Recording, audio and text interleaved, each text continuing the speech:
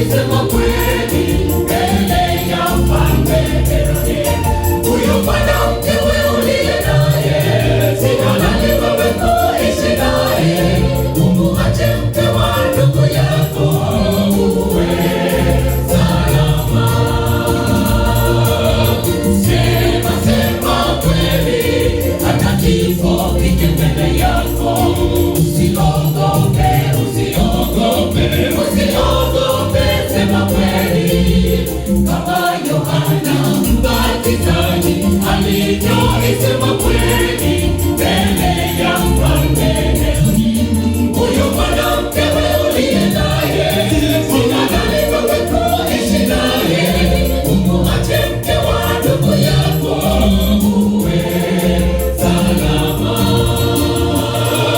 Japo hata kifo kikukabili, usiogope kuisema kweli, itakuweka huru milele. Sema kweli, ndipo wakamkata kichwa, akalala kama shujaa wa Bwana. Yohana kwa kusema kweli, ndipo wakamkata kichwa, akalala kama shujaa wa Bwana. Wanatafuta mashujaa katikati ya kizazi cha leo, japo hata dunia iwageuke, watasema ukweli wa neno la Mungu. Japo hata kifo kikukabili, usiogope kuisema kweli, itakuweka huru milele. Yohana kwa kusema kweli, ndipo wakamkata kichwa, Akalala kama shujaa wa Bwana. Yohana kwa kusema kweli, ndipo wakamkata kichwa, Akalala kama shujaa wa Bwana. Wanatafuta mashujaa katikati ya kizazi cha leo, japo hata dunia iwageuke, watasema ukweli wa neno la Mungu.